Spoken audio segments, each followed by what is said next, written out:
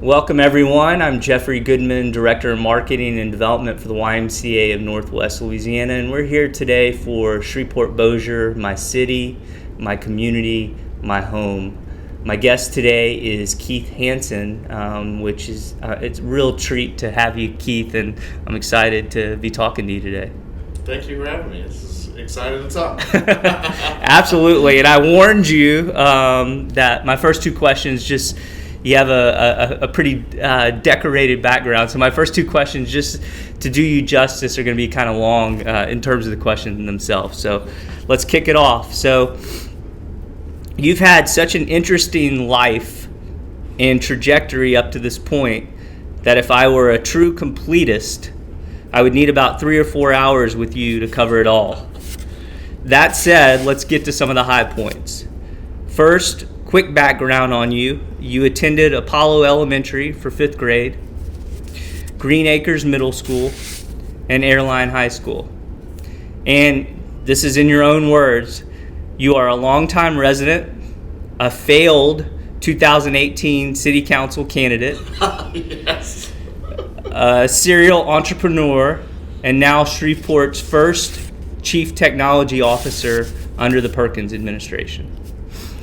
Let's start here. How are we doing in training our technology workforce? Is the size of that population growing in size locally? Talk to me about some of the programs the local schools are offering to teach some of those skills and any other STEM-based curriculum and efforts locally you would like to highlight. Oh, yeah. So, what originally took me away from Shreveport, I kind of cut my teeth out in Dallas, when I was about 19 or so, 19, 20, somewhere around there, because you couldn't find a job writing software here. I've been writing code since I was 12, first job 16 for Porter's Cleaners, writing a simple inventory system that they ended up using for a couple of years after I left, and I just spent 2.5 hours a day after school for $10 an hour writing it. Right? They said, "Learn it, and we'll pay you, and please solve our problems." And so I kind of got hooked at that point, and then to my dismay, really the only technical jobs were in a call center. Which is funny because that's mostly where most IT professionals end up, is starting out at the help desk, the call center, etc. So, compared to when I left, we're doing a lot better. There are companies I can refer people to. Problematically, though, a lot of software development jobs and a lot of employers don't hire that many. The outsized value you get out of a software developer means generally that you won't need 100 of them compared to, a call center or something. That's a human to a human connection over and over, whereas one programmer's code can touch hundreds of thousands of people, right? So, and then just the profit and loss in business around, each developer's. Anyway, there's not a lot of organizations that require hundreds of developers here. They're not manufacturing lines, right? So it's a very different industry.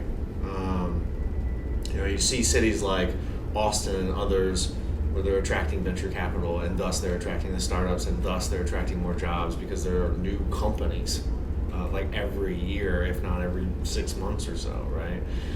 We just don't have that here, and so there's not a huge driver for software development. Cybersecurity is exploding here. Just I think it was 2 years ago, the governor was here highlighting our cybersecurity industry in Shreveport, and brought the whole state's cybersecurity industry into our city. So that was awesome to be a part of. I got to meet. So when I was in high school, I did do a little bit of not black hat hacking, but more like gray hat. Get in, look around, not change anything, not screw anything up, get out, right? Certainly the types of hackers I would want to be in my network if they ever got in, right? So it was, that was a whole nother life for me. Had a different turn been taken in my career, but that is exploding here, and I would say, arguably, it will continue to explode. This isn't going away as more and more of our devices gain an internet protocol address, an IP address, begin to talk to the internet, whether that be now our phones. Later, maybe our toasters, right? Every one of those devices is a hole into your home. You've seen probably a lot of headlines around smart home camera systems, baby monitors getting hacked, like creepy, right? Just cringe. That's going to become more and more prevalent. And so cybersecurity is never going to go away. It's only going to grow, especially as smart cities and things like that come to bear. More devices on poles, more devices in our cars, etc. So all of that's coming, and it will never stop, and there will never not be a guy, gray hat or black hat, wanting to get into your stuff. Now, in general, not to be alarmist or anything, just so you understand and the audience understands, most of the time, a hacker is not targeting Keith Hanson. They are sweeping across the internet looking for any hole in anywhere because they want to use your resources to go do other things with, right? You may not even realize they're using your resources after they hack into you, just because they're only using it when it's idle or when you're not there or in the middle of the night or things like that. There's a lot of sneaky ways they work. So anyway, all that to say, more connected devices, more hacking. Hacking will never go away. And we need the good hackers, the white hat hackers, to defend us. So that's a great growth industry. You can get in on the ground floor and quickly work your way up, promotion year after year generally in the industry. And lots of certs too. So there's multiple pathways. You don't have to have a 4-year degree. You don't have to have a 2-year degree. You can just get certs. They have Certified Ethical Hacker. They got Security Plus. There's all kinds of things that can prove that you know your stuff enough to give you a shot, right? And I'm big on that. I don't have a 4-year degree. Self-taught in almost everything I've done, which is people have told me that's not normal. That's not something you can ask everybody to do. But I know so many people, and people I've hired in the past. I call them my diamonds in the rough all the time. Like they're arguably a flyer that you kind of take as an employer. But I do the de-risking exercises, right? Like, so bring them in. Work with them for a week. Don't even ask them to code something. Just pair up alongside them. You drive, they listen. They drive, you listen and watch, right? And I would do that for 2 weeks at a time with a flyer diamond in the rough. And after 2 weeks, if we weren't productive, it didn't work out, right? I only wasted 2 weeks of my time, right? But if it does work out, I would put them on client work. Paired them up with like a senior developer. I started an agency, and we'll probably get into that. But pair them up with a senior developer. Senior developer AOKs it. Then we would start them out at a reduced rate for our clientele. Put them on low risk projects, and just here's some steak. Go sink your teeth into it, right? Go as fast as you can, but there's no risk. There's no timeline on these, and you are charging our client half the rate we typically do, and they love that. So, you've got some breathing room, but not much, right? So do a good job, right? And then on and on. And so we would just progress them through an apprenticeship that way. And I do this all the time. You'll have to steer me back on track. Yeah, I was just saying. Tech industry here. Yeah, and schools, programs. Yeah. Talk to me about what makes you proud, or who you think is doing a really good job in terms of bolstering this technology workforce. I remember when I was running for my failed council seat, which I'm so happy happened. I looked up the numbers of any technology type degree. So all of IT, and for those who don't know, IT has so many different facets. You can sysadmin, you can help desk, you can put hands-on PC tech, you can run wires, network infrastructure, you can run virtual machines, you can be a cloud engineer. Like, I'm scratching the tip of the very tip of the iceberg of all the roles that you can have in the industry, right? There's so many different roles that you can go into, and when I looked at all of those types of roles combined into a percentage of graduates in the city of Shreveport's colleges, which we have 3 in our region, right? At least, and those are public, right? Like, not even including the private ones like Centenary and others. We were producing less than 1% of the total grads into comp sci, computer science. And that's a smaller gamut of IT, but these are the jobs I'm talking about. And I just want to paint the picture too. Like, these jobs are incredible. This was back in the day, and I don't want to stroke my gray beard or anything, but back around I would say 06, 07, 08, I was just getting into the industry, and I started out at $12.50 an hour in the call center. They opened a software dev department. I helped train all my friend managers, and we get into the department, and now we're off the floor, right? That was awesome. And they just wanted us to make tools for all the people on the floor, which we knew inside and out. We had all the same problems recently. It's still fresh pain. I started out there, which was amazing, and that got me some initial experience. And then I got recruited by a headhunter out into Garland, Texas, of all places, starting out at $40K, and I'm 21 years old. I don't know what to do with that much money. I thought it was crazy. They loved it because, this guy's fixing all their bugs and he's only $40K, right? And so 1 year later, I made 60. Another year later, I made 80, right? I'm 24 by this point, most of my friends were still going through their debt accumulation, right? Sure.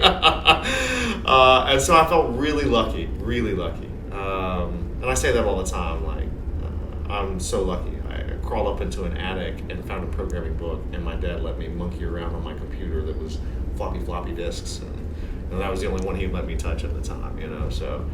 Let me interrupt one sec. Yeah, so when please. You say 1%, what were you referring to? Total graduates being pumped out of our college systems, less than 1%. Okay, I got you. Were being produced into the IT field. Okay. Ridiculous, right? There's no way you can say as a college we support the IT industry and then pump out 1%, right? There's a huge disconnect somewhere along the line, and I got to be honest, I don't know what that is yet. I'm also very much not in the education space. There's a very big firewall between city municipal responsibility and education, but just being me and wanting to see others have this industry here, it's disappointing. I'll be honest, and I hate saying that stuff out loud because I know what it's like on the inside of bureaucratic institutions, right? Especially now, it's very difficult. So I will say, I'm not thrilled with it, but there's some really, really bright spots that I am optimistic about, and I'm an optimist by nature, so take that for what it is. But LSUS, if you haven't seen their cyber collaboratory, it is jaw-droppingly incredible. They have 40 3D printers. They have an emergency operations center with big monitors on the wall. I'd love to give my real-time crime center that kind of capability. Right now, we took a room about a little smaller than this, and it was a closet, and we just hung 5 TVs on the wall, right? They've got everything angled, and they've got the special software where you can say, oh, I want this window on 4 screens, boom, done, right? And I need 4 different screens now, boom, done, right? They've got all that, right? And that's really useful. We're talking about having a real-time crime center become, in times of emergency, we want to feed in all the sensor data. We're going to put weather stations up, and very interesting stuff, actually, in that space. But weather sensors, wind speed, rainfall detection, flood sensors, all kinds of stuff, right? And if we can feed all that in during a massive emergency, well, they're tapped right into the 911 dispatch center, right? So fire, EMS, and police would all know in the moment when something just absolutely catastrophic is happening in one region of our city. which, it's I think it's like 120 square miles or something, right? Huge, very important in the time of disaster. And I've got plenty of case examples I can give you if you want to dive deeper. But so I'm very excited about what I see over there. They have a whole cybersecurity red team, blue team, sort of, they play hacker games basically, defense and attack, and then they reverse, right? They try to steal files, and that's how they win, right? It's capture the flag, but hacking style, right? And then they've done a lot of entrepreneurial pitch competitions in there. I think I have been in the startup space for a long time now. Less so now that I've donned the suit and tie bureaucrat role, but before then I was almost exclusively working with startups as a consultancy. And I do think that is going to need to increase as well. Almost all entrepreneurial pursuit today has some technology component in it and will require, IT professionals to step in and help. So I think some of those are the things that we can start seeing as drivers to increase that. But I don't know how to answer the question, why don't we have more students? We offer comp sci. We have incredible professors at LSUS, and I talk about them a lot because we work really closely together. They're very into the idea of micromanufacturing. Micromanufacturing is like, think do it yourself, but like with process and procedure, right? But we just did some great exercises with LSUS and our internship program.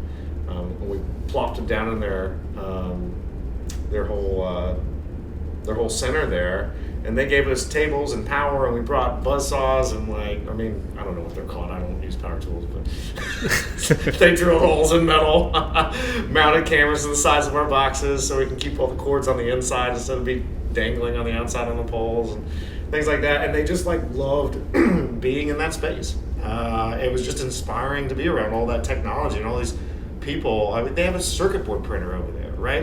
It's just, they're next level. And we're lucky to have somebody over there thinking like this. And while, you can't go in and just see a horde of students doing all kinds of printery things and security things, or anything like that, it's picking up, right? And I don't know, I don't believe in build it and they will come. But I do think for something like that, you've got to get that ground floor done first. So, that's a highlight, I think. There's some local community folks who have been, doing, serving the citizens for a long time now, trying to get STEM programs. But what you find is that, and we experimented with this at my agency, then called Twin Engine Labs, now they're Ruby Shore. We launched this Minecraft camp that just blew the teachers' minds. It was fun for the kids, right? We even got some funding from the school for it. And then we had to go fend for ourselves. What school system doesn't pump it from the top? That's the way it operates. And I'm sure there are reasons, right? Knowing now what I know about government, what I didn't before, I'm certain there are dang good reasons on the other side of this question, right? But why are we making all principals adopt this stuff? Why is it 5 schools? This is unfair to our citizens. It's just unjust in a lot of ways, in my opinion. So that's very frustrating to see for me as a technologist and a previous entrepreneur in technology. It's happening down in some of the most important moments in our kids' lives. Middle school is the go period for, if you're not in STEM before that, it's going to be really hard for you to get into STEM. If you weren't encouraged to think that you could be smart in math and you were told you weren't around middle school and no one corrects that, you're done. Statistics show you probably won't get a job in the STEM field. So these are some small but huge problems that I feel like it's just too many disjointed efforts. There's not a wedge that our community is driving all the time from a high level perspective. So that's a long answer. No, it's great. I got a lot to cover, so I'm gonna push you along. Yes, please. So you've been deeply involved in addressing the digital divide in Shreveport-Bossier.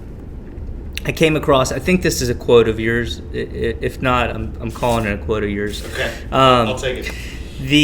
Internet is not affordable for many who earn $35,000 or less, which is 42.8% of those living in Shreveport.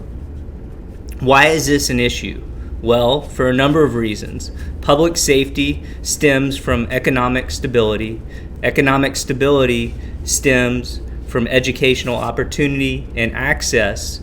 And with the addition of a global pandemic, education is now heavily dependent on internet connectivity.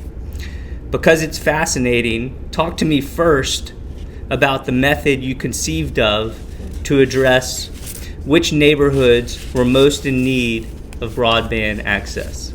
I was going to buy or bring some props, and I wished I had. I totally forgot running out the door. But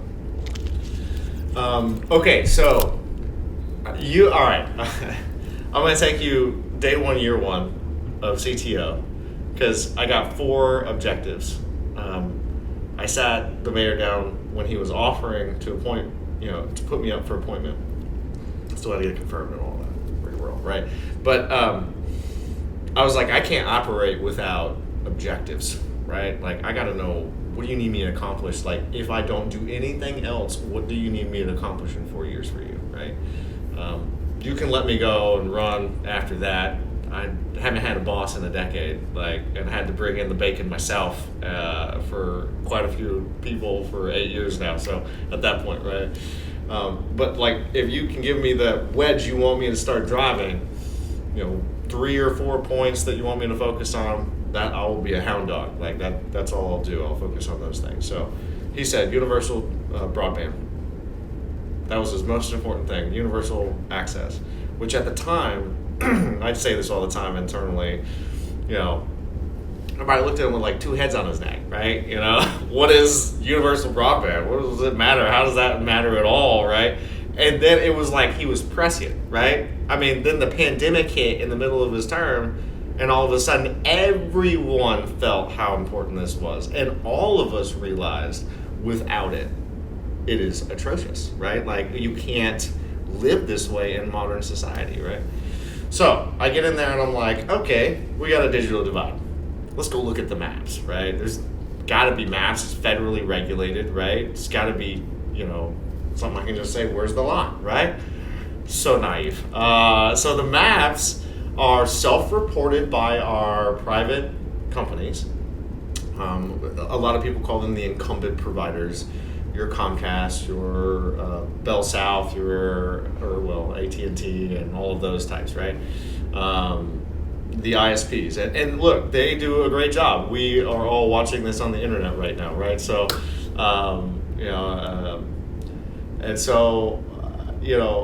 they are serving those who can pay for it. Now, technologies like cable were universal in the sense that everybody required cable television access, right? That is heavily regulated. You want to be a cable company for a city and get a franchise, you got to hit every house, right? That's the rules. And so you see a cable wire everywhere. Well, what is not as regulated is the data across that. The same thing with our phone lines. So AT&T DSL, for instance, that's a technology that ran over a universal service of phone lines, right?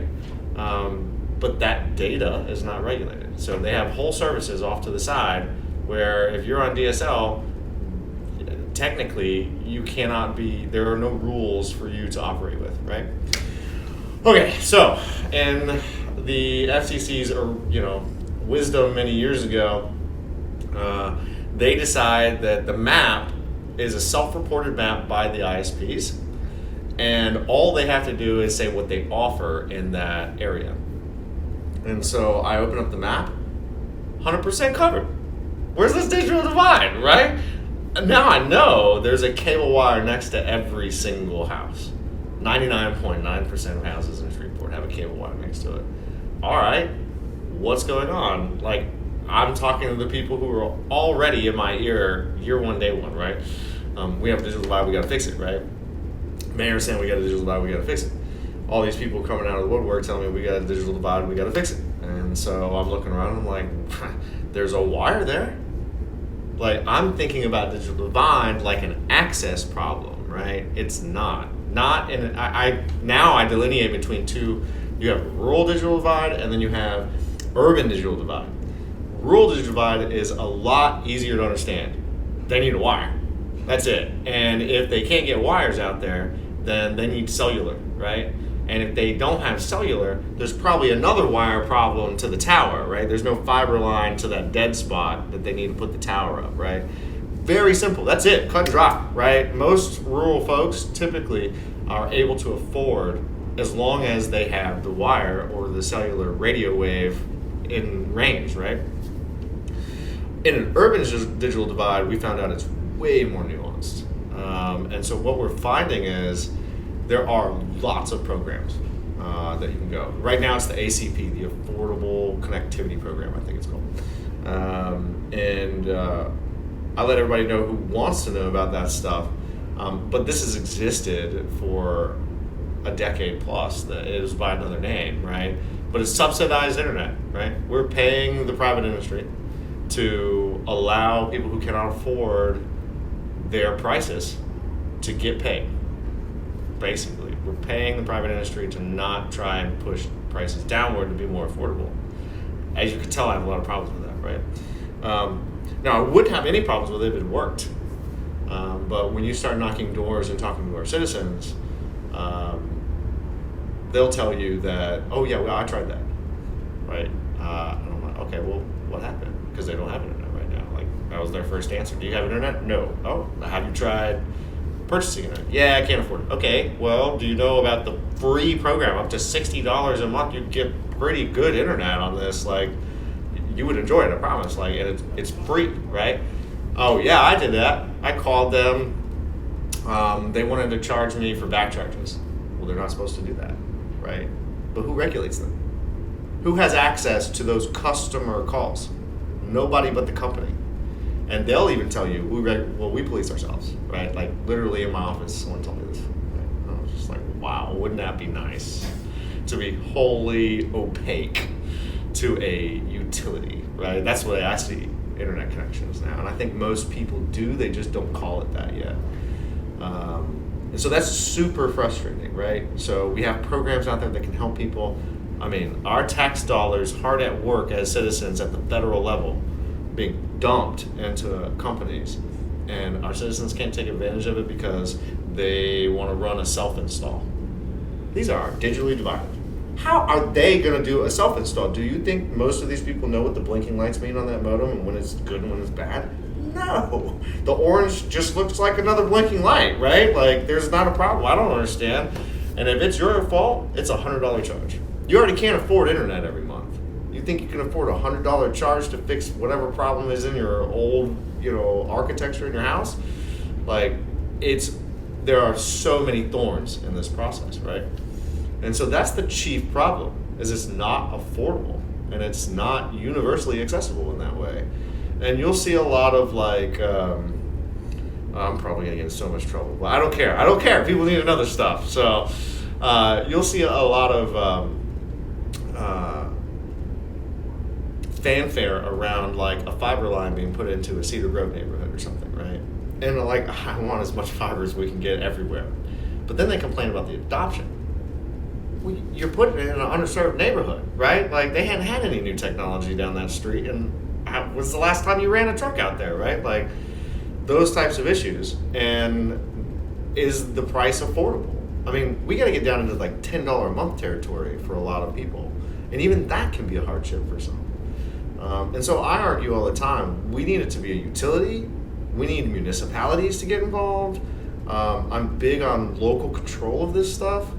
We are way more incentivized as a city to turn it into a utility, and that can be all kinds of different ways. It doesn't have to be. Not everybody loves the water company, right? Few do. I see the comments. I run the Facebook pages. Not everybody has a pleasant idea of a city running a utility, right? But here's what cities are good at. We are good at mapping and knowing where things are in our right-of-ways. That means I can put big pipes into the ground with nothing in it, right? And then pull fiber through those pipes and charge lessees a fee for being in our pipes.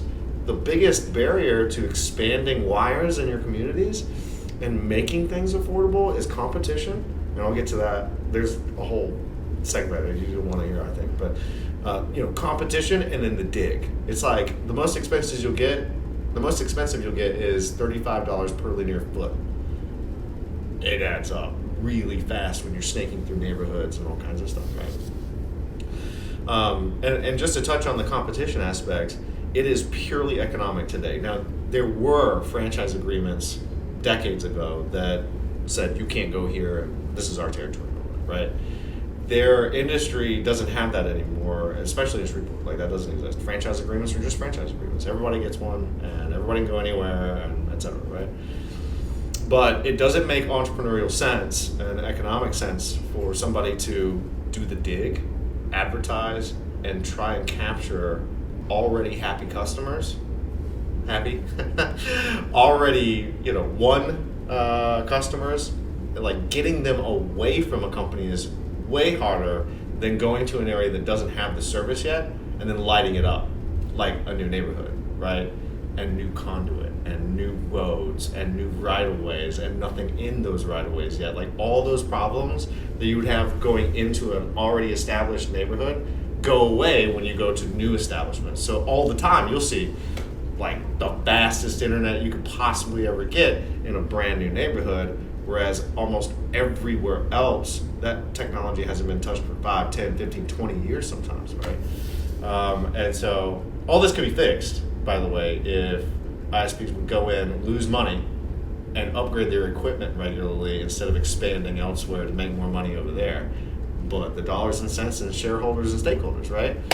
And so that's why I say all the time, like, our approach as a nation to the broadband problem is wholly backwards. We should be incentivizing all of our cities and subsidizing our cities at the federal level, in my opinion, to push them to put tons of conduit in the ground so that, Jeffrey's ISP could start up and say, I only want to service this one neighborhood because it's my neighborhood, and I want to take the calls, and I want to have great customer service, and I'll put the end units in, but I don't have to do the dig. So now your startup cost is like through the freaking floor now, right? And now you can compete, right? Now you can compete on marketing and service alone, not the network effect you generated, right? Network effect, you can look it up. There's a whole Wikipedia on it. It has lots of second, third, fourth order effects that just like freeze out anybody else, right? So tell everyone how you diagnosed. Oh, thank you. I'm sorry. No problem. So that's the problem, right? Like, yep. People can't afford it. This is why they can't afford it. I feel like when I explain that stuff, this is all news to them. Like, this is how the industry works. This is the way they're regulated or not, and this is what you can and can't do to them when they don't do this stuff. So how do we figure out where to go? Now, all right, so I have general vicinity of coverage offered, right? Which we all know is not the coverage you actually get or the speed you actually get. So being a hacker in high school, I often wardrove around Bossier. And ward driving is when you put an antenna on the top of your car and you have a laptop next to you, you just drive around and you hear a bing, and somebody's got an open Wi-Fi network at that point, right? So when it's open, I would just do my gray hat thing and take a look and then get back out. And never hurt anybody, right? So that was my rule. It's just, I just want to see what people do with networks as a 16-year-old, right? Like, I just want to see what that is going on in that, area. And so I would ward drive around and I would hack into Wi-Fi networks. And thank God I never got caught. Because then I probably would have served a sentence. And the laws for this are terrible, by the way. Because pretty much anytime you send a packet, it goes across state lines, right? Doesn't matter where you are. It's going across state lines, generally. So you're already committing federal crimes when you do this. But anyway, all right, so there is a tool called Kismet. Anyway, open source tools have funny names, but it's called Kismet, and you can hook in a GPS receiver to Kismet, and as you're driving around, and anytime it sees a new SSID, the ID of the Wi-Fi, it'll log that GPS dot to a map, tell you, what the signal strength was, etc. Okay, so 15-year-old Keith is out there using this stuff. Now I'm 36 in the seat, right, trying to figure out what street do I need to go down, not census tract, right? I know there are some streets that have amazing connectivity because the head end right there got upgraded, 5 years ago, and some streets haven't been touched for decades because of various reasons. Right? I want to go down those streets, and I want to make sure that connectivity isn't any better than, nobody had the hard data. Nobody, even still today, nobody has adoption data. This is original data we generated, right? So how did we generate it? So we took a Raspberry Pi, and it's about the size of a credit card. If you hooked in power, keyboard, mouse, and monitor, it would be a computer. But if you hook in power, and then you connect it to a network, or you drive around with it in your car, it is arguably a sensor, right? It's more like an Internet of Things device hanging on a pole somewhere, more than it is a computer, right? And so I treated it like that. So we hooked in a GPS device to a Raspberry Pi, and we drove around for a little while, and we ran Kismet. Now, Kismet is powerful. It can log encrypted packets, and you can decrypt those later, totally against the law. Don't do it, right? But it can also disable all that functionality and just map the access points. And so that's what we did. We installed Kismet on a Raspberry Pi. We put a GPS device next to it, hooked into it, integrated all those things together to where it produced a comma separated values file, a CSV, and Excel sheet of SSID, strength, point in time, latitude, longitude. So that worked on our tests, and then we bought, I think 18 of them, and we stuck cell phone battery packs into a little enclosure. All of this told, everything I'm telling you about, in total cost about $7,000. The Raspberry Pis are anywhere from $60, $70. The enclosures are $8. The battery packs are probably the most expensive part. You got cables as well, SD cards, all the materials, and a GPS receiver, right? So all told, I know I didn't hit my procurement limit. Let me put it that way. There's 12 or 14 forms that I go through to buy anything. So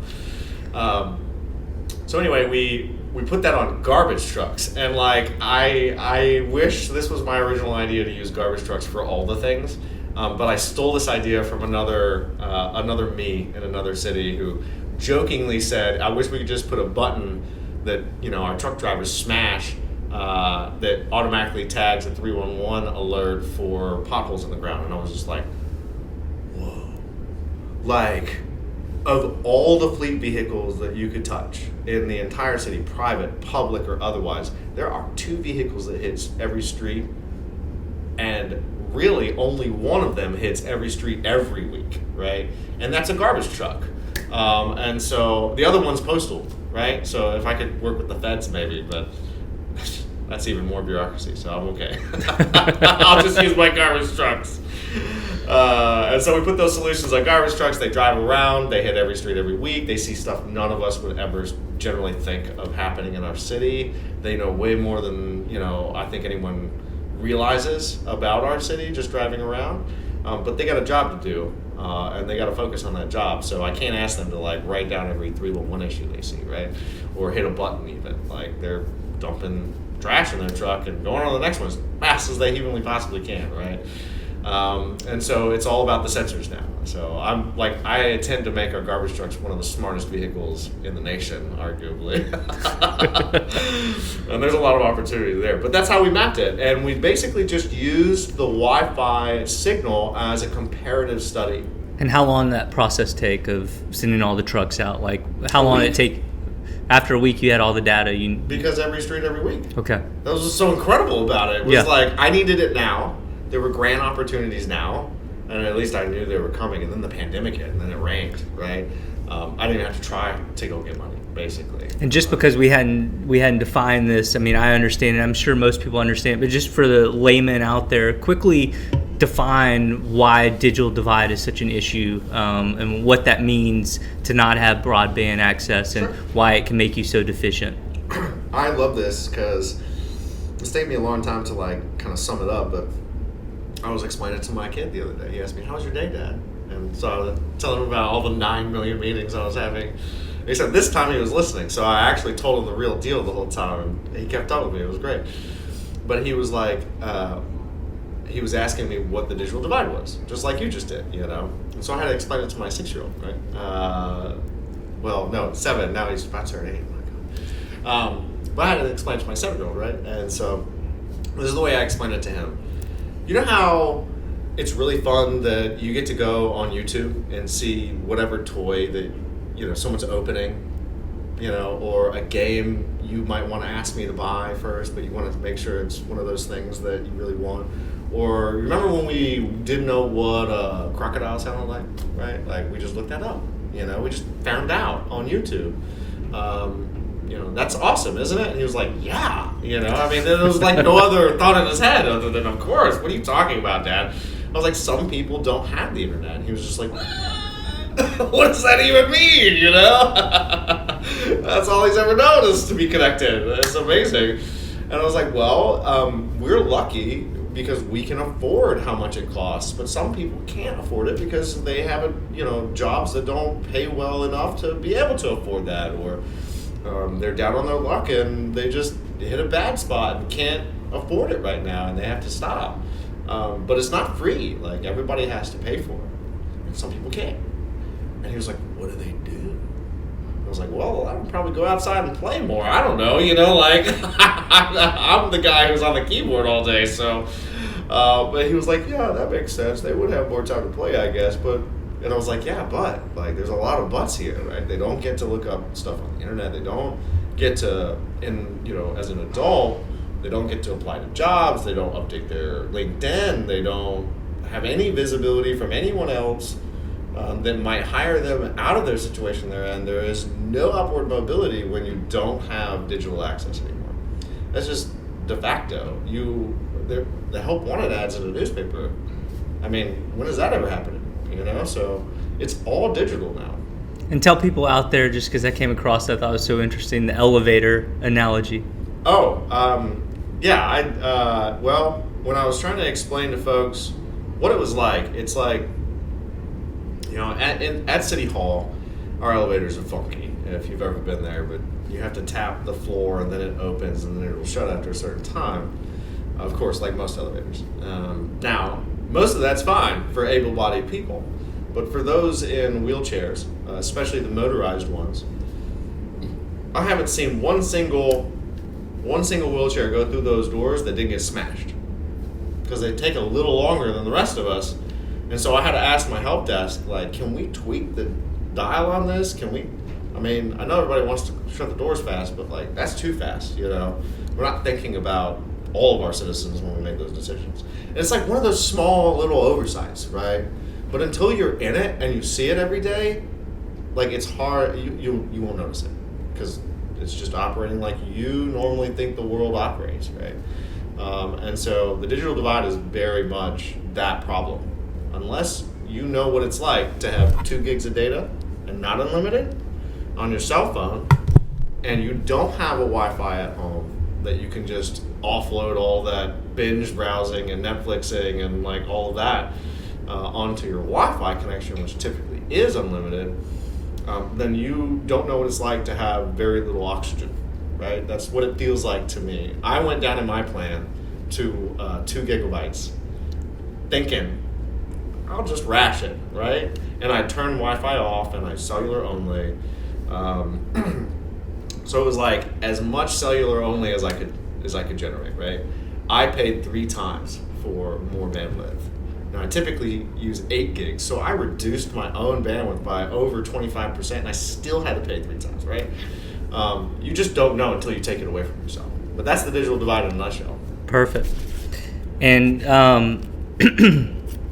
just staying with digital divide for a second. So once you determine which neighborhoods were most in need of broadband access, what's involved in actually bringing access or correcting the situation in those neighborhoods, and have we corrected it? Not yet. So I'm super excited. You guys are actually going to be in on some inside info that will be released later this week.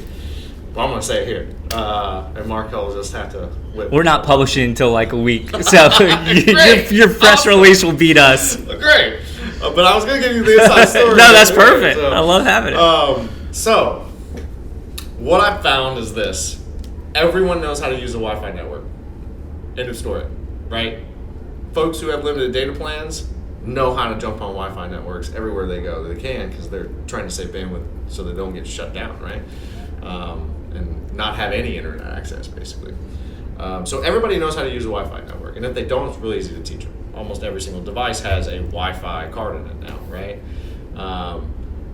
Wi-Fi is so useful because it's so ubiquitous, right? So it's everywhere almost. Businesses, coffee shops, schools, neighbors, right? Like it's everywhere. So that's key number one, is that the solution needs to be everywhere, right? And then two, it needs to be so simple that it's like falling out of your bed on top of the Wi-Fi, right? Like that's my goal. As I want people just to like not even think, and oh hey, there's some Wi-Fi, let me jump on that, right? And so those are the two things that ease of access, and then ubiquity, and then affordability is the last piece, right? So those first two are key. I don't need to be calling somebody to try and get set up, right? Like I don't want to have someone run out to my house and run a wire and check all that stuff. Like that's difficult for anyone to deal with.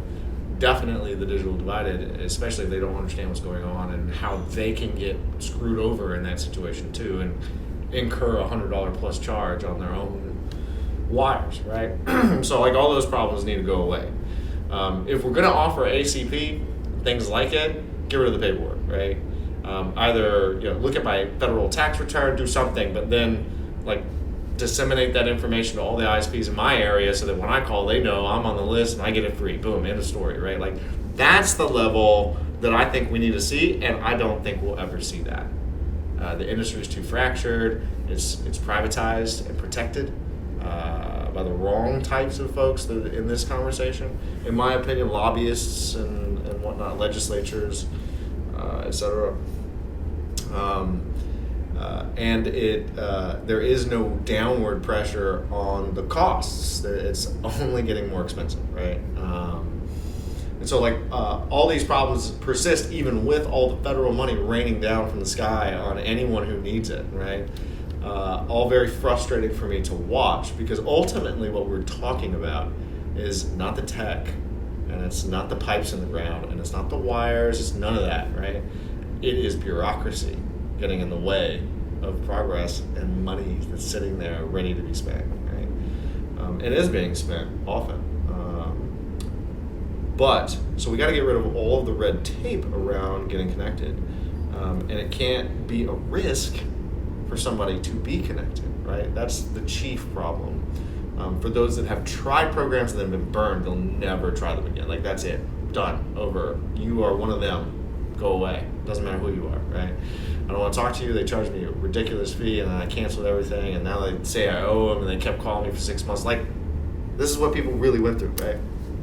So, the exciting news is we have partnered with the libraries and some brilliant bleeding-edge technology called Helium. So, if anyone wants to check that out, helium.com. Primarily, that network, I've been researching it for about 2.5 years now, is used for my smart city sensors that will go on poles and garbage trucks and like all kinds of stuff, right? They provide a long-range radio network that's kind of the Uber model. If you have a roof and a power line and a Wi-Fi or backhaul and internet connection to the device, then you as a citizen will be rewarded in crypto. I know, two heads, but stick with me. You'll be rewarded in crypto that I, as the city, can use your roof's network provider that you created on just a little antenna that basically it's about that tall, and you can see almost 1 kilometer to 10 kilometers depending line of sight, just from that one antenna. So imagine now all the sensors I can backhaul that are like 20 byte, packets and whatnot, right? Okay, I say all that to say, back to the web, the same company has realized that this, flipping on its head model, where we reward citizens to do the work, basically, that cities typically were doing for tens of millions of dollars being deployed, right? We're going to reward you guys as citizens, and a roof and a connection and everything, to backhaul my packets, and you won't even feel it, right? But you'll probably make anywhere from $50 to $100 a month just by being around, right? That's the Helium network, okay? They realized that radio protocol and idea is not limited to LoRaWAN, the long-range radio network. Any radio wave, and like all things are radio waves, okay? Cellular, Wi-Fi, microwave towers, radio waves, LoRaWAN, like all this stuff is just an oscillating wave that is really fast and really tight, like high energy, or really long and can penetrate through, structure. But every time it's doing this, there's more data on that, right? So if in 1 second you can get a whole bunch of these instead of one of those, that determines how fast something is, right?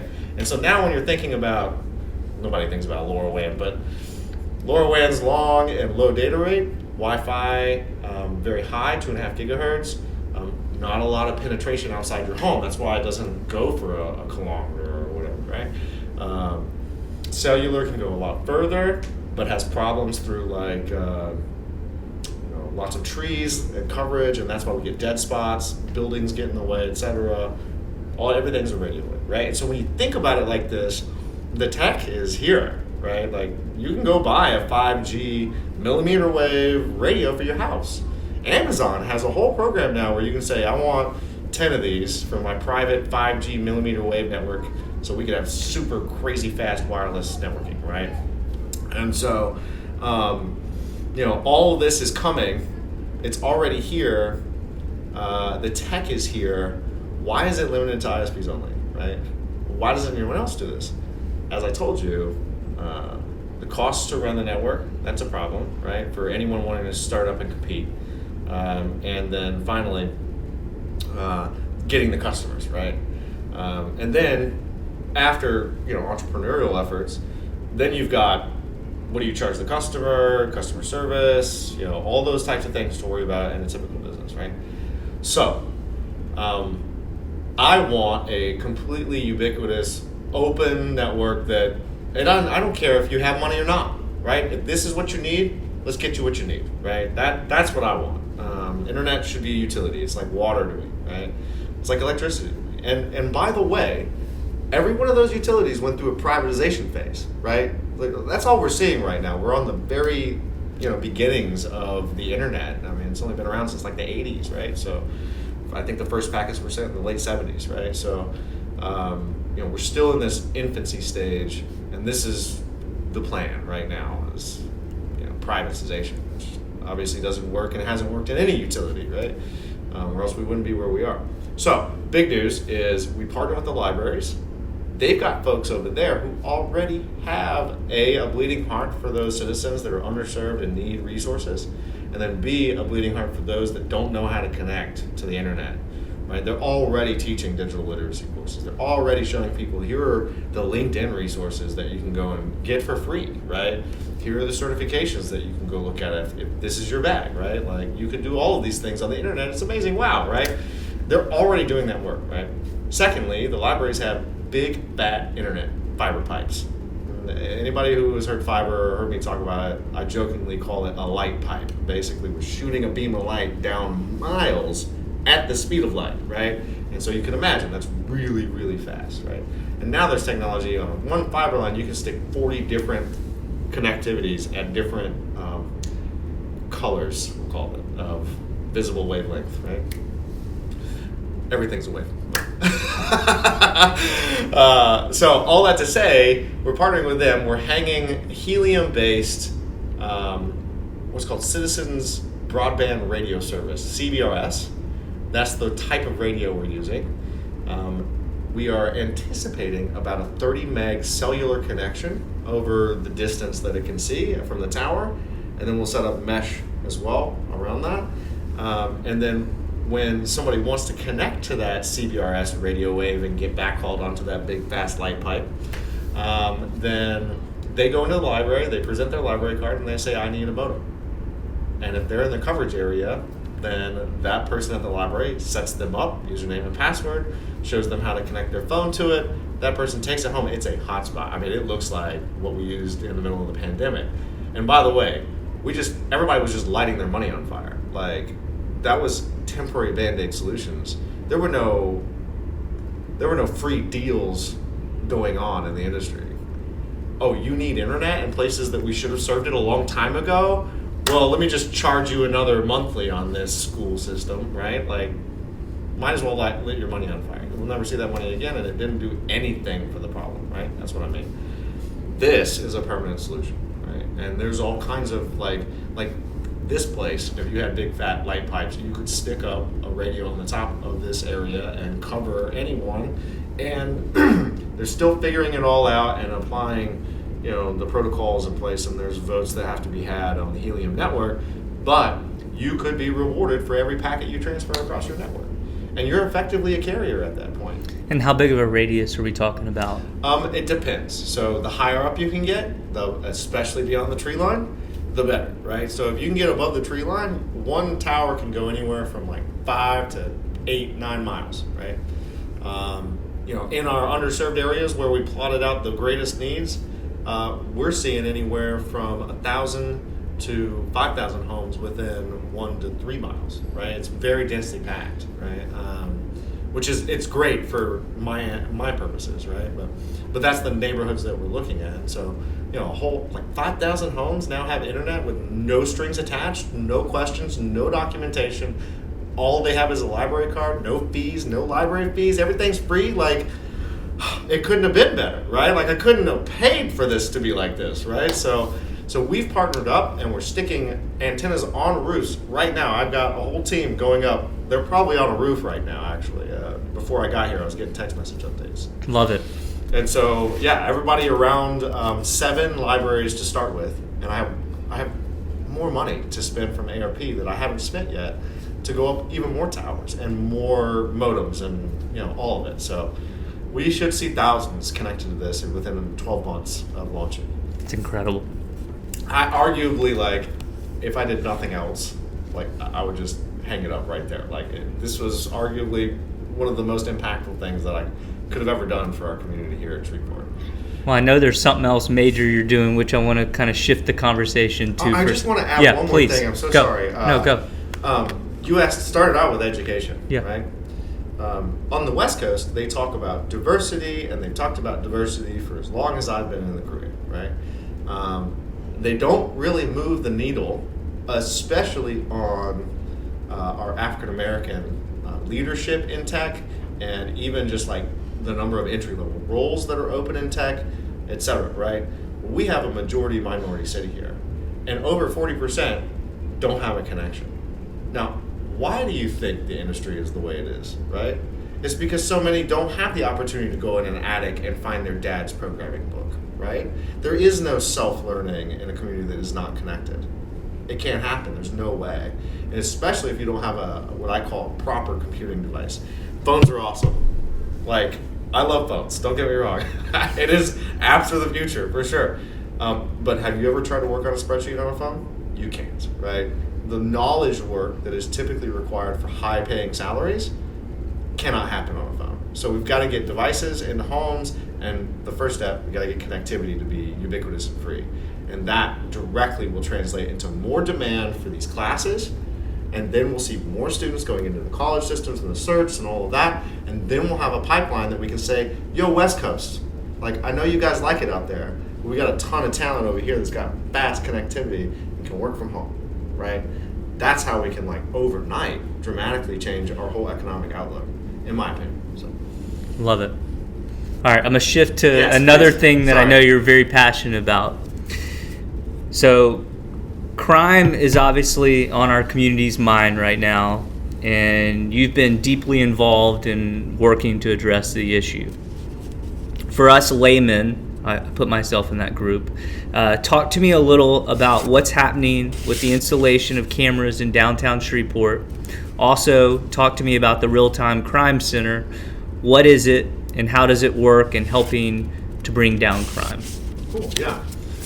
So I did things a little differently with our Real-Time Crime Center. I had already started a Skunk Works team, I'll call it that. I call them special projects to make it sound official, but they're really my Skunk Works team. I started out with data science, GIS, software developer, IoT architect, social media. So those 5 types of roles now are their own divisions at this point. So 6 months in, I created that division after reorg the whole department and modernized their position descriptions and like all of that. And got their pay to not be below poverty levels. So utterly ridiculous. But anyway, that's a whole nother bag, right? So I got my Skunk Works team going, and we started trying to figure out what's the biggest massive impact that we can make as a team. All of us are doing individual projects that need to be done in IT, but if we were to focus on one thing as a team, what does that look like? We got hardware people, we got software people, we got social media people, we get the outreach out, and then we got a whole department surrounding us that can help, right? One thing I kept thinking of was like, we don't have LPR, license plate recognition, anywhere in the city. Now, I know it can be kind of like cringe-inducing when we start talking about like Big Brother-esque technologies, and I cringe too. Like, I want anyone listening to know that hopefully a guy like me is always in this seat, right? Everything I do is to heed privacy, right? Now, nobody has any right to public space privacy, right? Like, if you're in the middle of the road, everyone can see you. I'm sorry, that's just the world we live in, right? And I'm okay with that. Some people aren't even okay with that, right?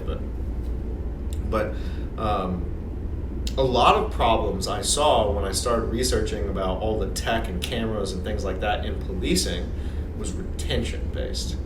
The ACLU, the Electronic Frontier Foundation, like all these would come down hard on a real-time crime center or a police department for technology use because they stored like 10 years of license plates wholesale, right? And they used 0.1% of all of that to solve crime, right?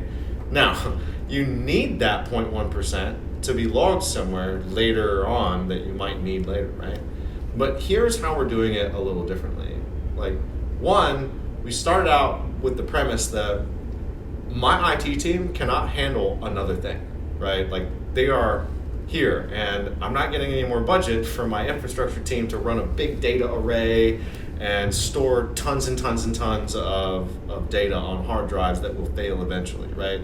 All these major problems, right, that I don't have people for. So this has got to be self-contained. Like, whatever we do that goes in a garbage truck or on a pole or a sensor for a house temperature or like whatever, right? Flood sensors in your laundry room, like all of it's got to be self-contained, and it can't be storing data where some tech geek has to touch it constantly, right? And like, TLC it every day, right? So we need everything distributed. And what that means is that if it has no internet but power, evidence is still logged, whatever the system is, right? That's the goal, I don't want to depend on a flappy cellular connection, right? Or potentially downed line from a wireline connection, right? For whatever we're doing. And so we kind of established that idea first. We're going edge-based, we're putting computers as far out near the need as possible, and it can't touch my IT team, right? It's Skunk Works team only, right? That's all you get, and we're going to launch a lot of stuff, so be prepared to maintain down the road, and ideally you made yourself that easier on yourself. And so we started out by creating this is interesting, we created a 360 dash cam on the top of a police car. And when we did this, we're using a Raspberry Pi, a PoE switch, power over Ethernet switch, and then 5 like off-the-shelf $99 4K PoE cameras. And we created a little 3D printed base where we just screwed in a camera, and then we put a 2 terabyte drive right next to the Raspberry Pi over USB, right? And so like all this is in this ugly case, and there's like 5 wires coming out of this police car. They let me do it. I can't believe they let me do it. And then we just like cinched the strap down onto the whole camera array, and it worked. And it recorded 4K footage from every angle around that car. Now, when the light bar was on, like we didn't even think, right? Like these are the fun parts. I mean, they weren't fun in the moment. We were like, oh, we're such idiots, you know? Like, of course the light bar, right? We need to now figure out how to side mount them and like all that. Unfortunately, at that time, this was like year 2, right? That I'm, actually deploying these things, and not everyone in the police department appreciated my meddling, right? Which I get. I wouldn't want anybody coming in telling me how I should run it, right? It was all in the spirit of trying to help them, right? But this had just happened around one of the deaths in custody. And I don't want to bring it all back up, but we didn't act as fast as we could as a city and as a police department about those issues, because often we were getting camera footage late. Not because the dash cam wasn't on, it was, but it was pointing in the wrong direction, right? So a 360-degree cam, one, protects the officer, right? People sue officers all the time for BS, right? It's absolutely terrible what they go through. But the more cameras that we're watching, the better, in my opinion, right? And then 2, it also protects the citizen. And that's not comfortable for officers or officer-friendly types, right? People out there that true blue citizens, I call them, but they do need to be watched. Government's transparent, right? It's one of the reasons why it works, right? You can write a public records request and expose everything, right? And we need that everywhere. We need that transparency everywhere.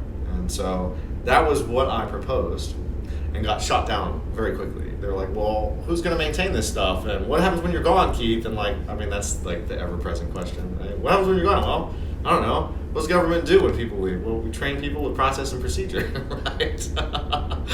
We have documents and training programs and culture that we build around learning, and it wasn't there when I got there, but, we're building all of that, right? So I'm setting up for people after me, right? So that answers sort of like that early question, and then so they canned it, right? But we shelved the project. We go to something else. I can't remember what it was. It was insignificant at this point. And then it became a twinkle in the mayor's eye to talk about a real-time crime center. Crime was on the rise. Pandemic was in full swing. Just lots of issues that, God, I wish we had some eyes out there, right? People won't give tips in some of the neighborhoods we need the tips most, for good reason. And so we need a way for us to get insight and intel that is publicly acceptable, privacy respecting, and doesn't burden my IT team and the police will love, right? So these are all the requirements, right? And so we go down and we visit the real-time crime center, and we're doing garbage truck stuff and like all this other things, right?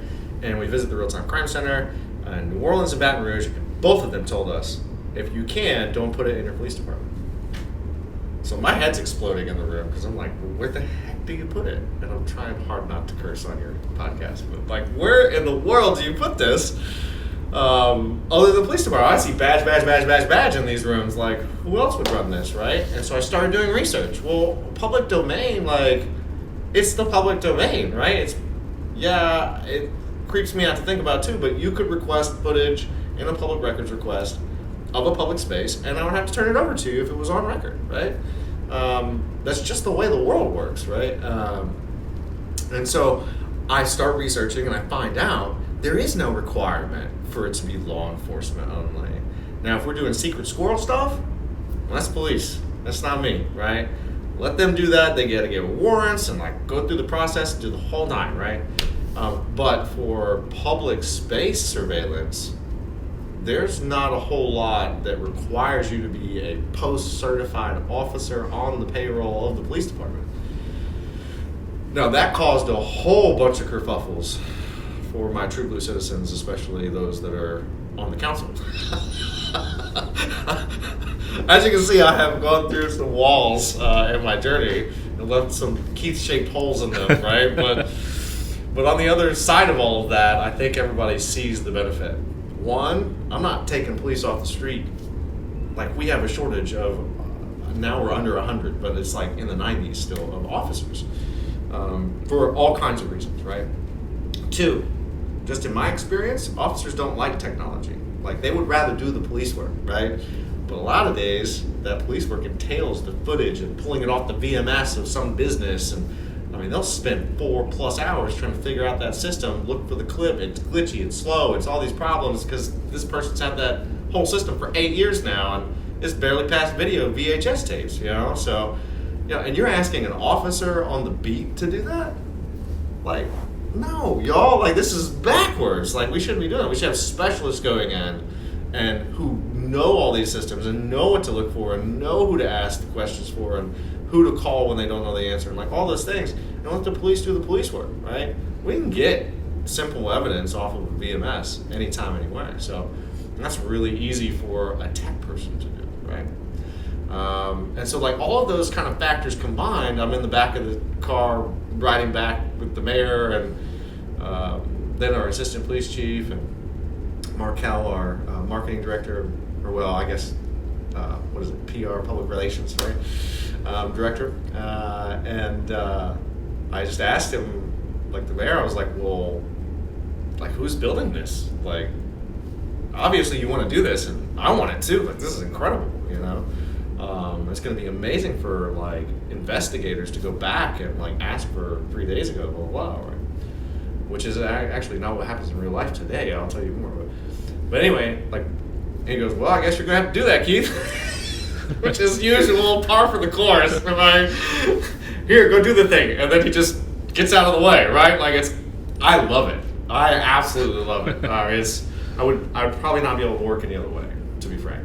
I haven't had a boss now, you know, well, before this in 8 years for government. 4 years of having a boss is almost too many, right, for me. But anyway, so I get back and I'm like, I'm starting to plan it out. We're starting to look at costs. I'm researching every vendor under the sun now for video management, and all of them are selling me, you know, thousands of dollars of a pole camera, and all it is an internet connection and a camera.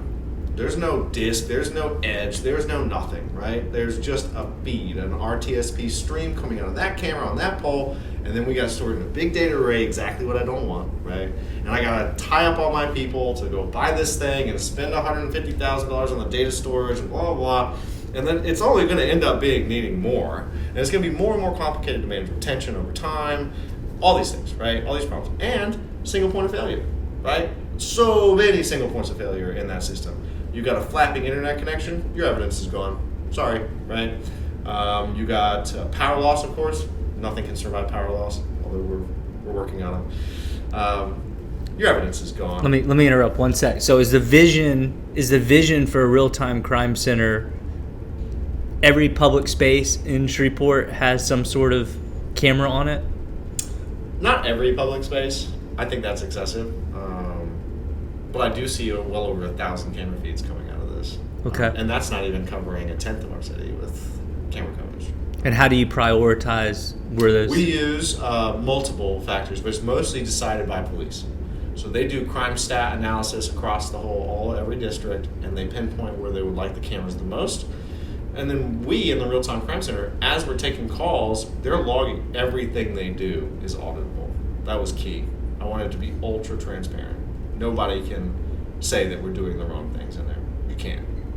They're on 2 cameras all day, their screen is recorded all day, and they write in a log exactly what they did, and the clips are on file, and the manager reviews all of this every day, right? So, and they know it's a strict division. It's not classified. It is the private sector, basically. If you screw up too many times, you're gone. There is no process of appeal and a board and all of that.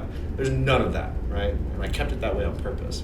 To go fast and hire the way I need to, instead of the process that I typically have to go through, which is not bad, but it's not great either, right? Sure. 2-week, 4-week turnaround times is too much, right? So they know they are on their P's and Q's. If they hold up their phone like they're recording the screen, they're fired. They don't do that, right? They're not idiots, They want the job, So, and these are people who are desperate to help in any way they possibly can. And so, how long has the Real-Time Crime Center been up and running? And 1 year this month. Okay, and what can you point to in terms of metrics that, hey, just this week we turned over 4 pieces of evidence. So 2 came from citizens, which amazing, right? Amazing, and I can't believe it's taken this long to get the mass awareness around it. I have done so many TV spots for this, right? What does that mean? It came from citizens?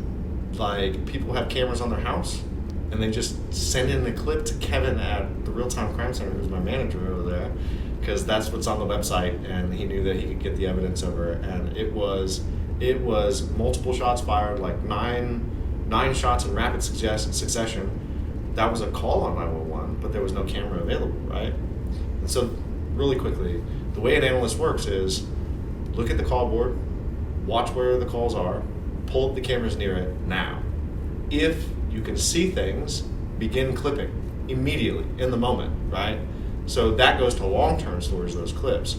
All other storage is about 7 days or less. So there's very little that you as a citizen will have to worry about. No one's going to care what you did in a year, right? Except maybe private companies that want to monetize that information, right? But you can't really monetize 7 days worth of data. All right? It's going to take 4 days just to get the information to you, right? So I make it purposely difficult, and that's how I protect your privacy. Right? But when they are in the moment, you don't need retention. When they are pulling up literally every call on the board and pulling the cameras up and clipping in the moment, before the officer's done with the stop, we have the clips ready for them, and we let them know in a blast that the manager sends out every day, right? And so that's a great example of like a day in the life, and then some firm evidence that was a shots fired call, and now we have a make, model, vehicle color, height description, race description, etc. And they've got somebody who ran right by the camera during that whole thing. He was the one getting shot at.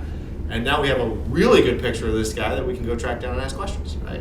Like, these are any breadcrumb you can give an investigator when all you know is shots were fired is useful, right? And so moving forward, are you just going to keep adding cameras That's the goal. Okay. Right now we have almost 500 integrated business cameras. Those are businesses that cooperated with us. We put a small free box, no barriers to entry. So you don't have to call management. You just got to let me in your network closet. Right? And our Real-Time Crime Center manager knocks doors and visits and leaves his card. And residents can do this too? No. Okay. Yeah, we don't want residents filmed because there's too many ways that can go wrong. And it's a lot harder to support mass residents, right? It's a lot easier to support 60, 70 businesses, right? That have really good coverage on a corner or things like that. So they have a little box on their end that if they have a camera system existing already, we just pull off their network video recorder and onto our little box, and that's over a tunnel into the Real-Time Crime Center. Now, none of the footage leaves the box. So it's on-prem in your business the whole time. Again, another privacy respecting. And you set the retention as the business owner. If you only want 24 hours for us to see, fine. It doesn't affect our operations because we're about monitoring real time, right? It's the Real-Time Crime Center, right?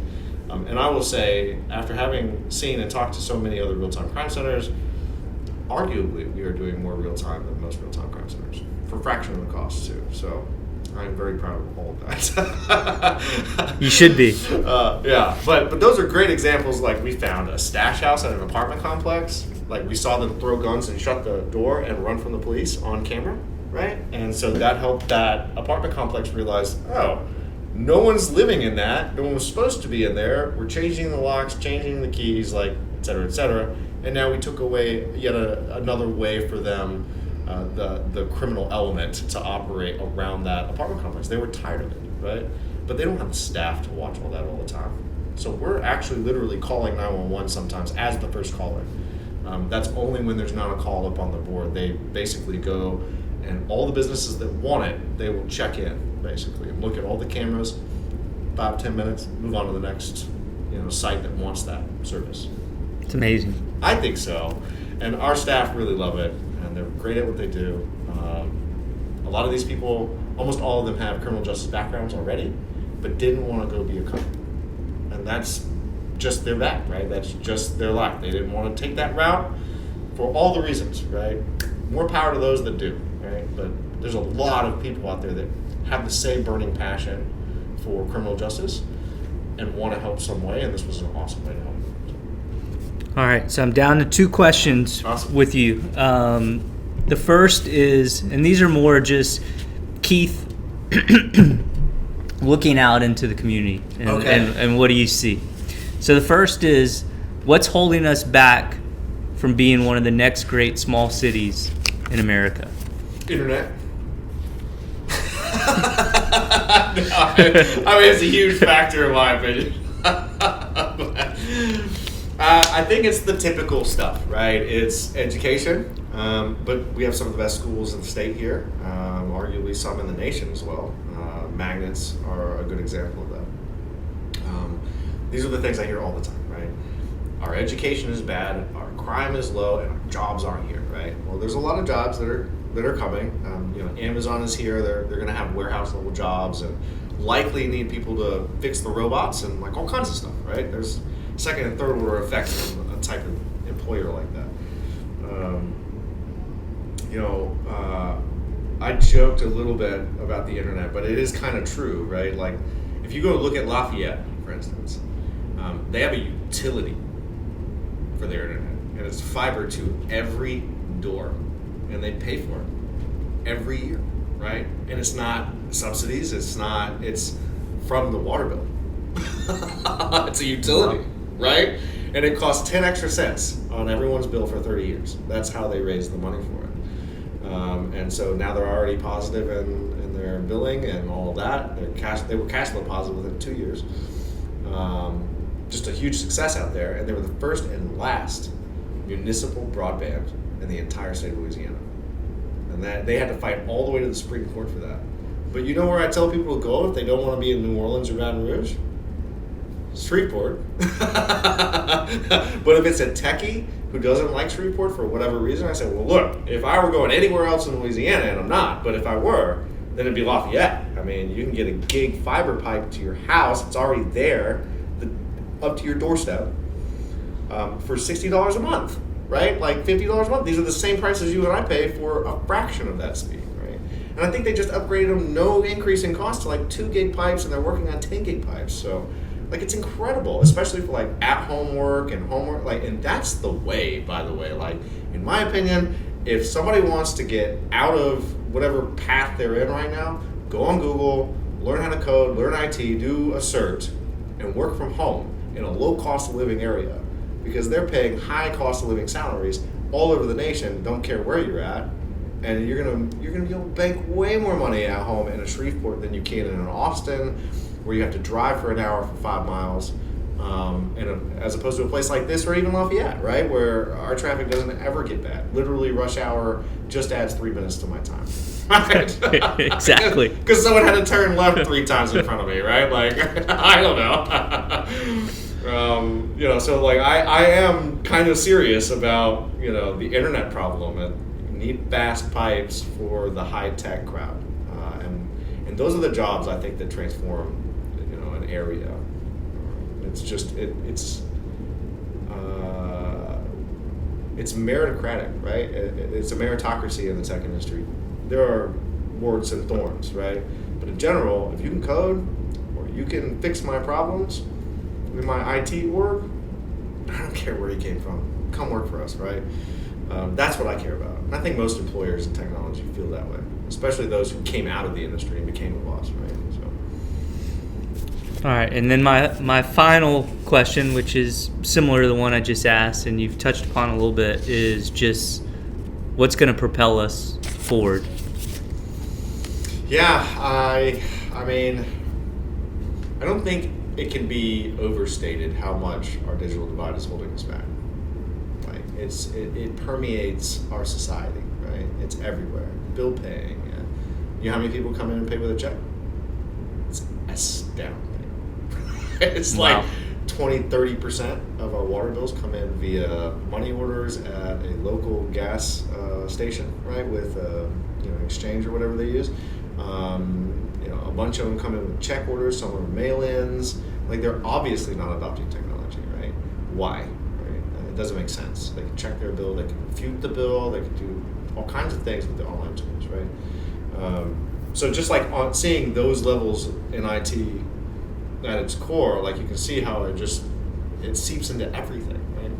So if you're not comfortable online, you don't trust things online, et cetera, because you don't know anything about online, you are going to forever be holding yourself back, let alone don't have the connectivity, right? And those just have, like I say, like second and third order effects, right? Because you're not used to online forms and what it means when you forget a field and it highlights it with red and gives you some weird symbols and says you got to use those, right? Little things like that aren't familiar to you, so when you're filling out a job application, you might just abandon it, right? Instead of submit it, instead of work through it, right? Little stuff that it's hard to write down on a list for people, that we all just take for granted because we've been using it since it was around. I think that's a big problem. I am sorry. I get so. I just said wound what up, will propel us forward. Oh, right. So I really believe what I'm very excited about with the library connections. There maybe we're working on it, but there might be one-to-one mentoring with LinkedIn coaches, and that will help people prepare a resume and make themselves look more appealing online, which is a whole skill set unto its own, right? Get enrolled in certification classes and all these different type of online courses, et cetera, for not just tech related stuff, but all kinds of things, medical coding. You could do that from home too. There's just if there's one hack I can promote to hack our economy here, it's work from home. But to do that well, you need an internet connection for everybody. And before then, you need to help bust the digital divide and just the digital literacy, right? Which is what makes the library partnerships so exciting to me. Is they're already into literacy, right? There's some extra train the trainer courses, and then they'll explode into our community, and it'll be amazing because free internet, right? Everybody's going to come running. They'll get their library numbers up. They'll get more funding. They can keep this thing going forever, right? It's so exciting. I think that stuff is going to propel us forward. But of course I do, right? I think at large, reducing crime, increasing our educational attainment here, especially in the tech sector, those things absolutely. But everything starts with the at-home education, right? In my opinion, how many words you hear by the time you're 3. All of those problems, right, are going on because of an illiterate society in the digital era. And so it's really holding us back. And I just can't overstate it. Once you get down in the weeds on this, during the pandemic, a mother told us she had to quit her job because she was dealing with technology problems 12 hours a day or whatever with 3 kids in the house, right? Can you imagine having to deal with tech problems so often and share resources between kids who are fighting for them to check in on the class or whatever, and some are going truant because they can't connect? This is 2022 now. How did we ever deal with this? This is unreal. And it's because of the privatized approach that we take in our nation for broadband right now. End of story. I'm sorry. That's just the way it has, the way the cookie crumbles here. If you can't afford that stuff, you got limited options. If you take the effort to go run through the programs and try and get something for free and subsidized, good luck, right? Multi-step process. There's paperwork that you have to fax or scan the digitally divided, right? How do you do this, right? So now you got to go to the library. You got to get help for that if you've never done it before. Maybe you download an app on your phone, but that's more data that you're uploading again. It feeds its own self. It just grows as a problem over time, right? So the sooner that we tackle this, I don't know. I just 2 decades down the road, I think we're going to look back and be I can't believe they privatized all this. this should have been a utility a long time ago. Look at that city. Look at this city. I have dozens that I can point to that have just like opened it up, citywide Wi-Fi, things like that. And it's transformational. You see house values rise. You see educational attainment rise in that street, right? Like it's that pinpoint accuracy of improvements that I've seen study after study after study by folks who found some grant money and hung some Wi-Fi on poles, right? We didn't choose that because it was like 4 times as expensive as this option I told you about. And cellular's a little easier to grok for people. Oh, we got a hotspot. I understand a hotspot, right? I don't know what that pole outside is doing, but I understand what a hotspot is, right? So I really think that this stuff is going to transform us. And arguably, like, I didn't even know that it was a problem, and I was embedded in the tech sector. All I did was tech all day, every day, for every minute of my life, pretty much, or my professional life. And so, I am thankful that I was under an administration who prioritized that, even though, especially during election time, everybody looked at him like he was crazy, like 2 heads on his neck weird, like what is universal access? Like, what does this even matter? And it's a thing, right? And we are laggards for adopting that terminology, right? But it's everywhere in the nation, and any tech person understands what he's talking about. But citizens don't, right? And so he took a major leap, Adrian did, by making that a plank that we have to accomplish within 4 years, which is a whole task unto itself. Many cities have worked on it for a decade plus now.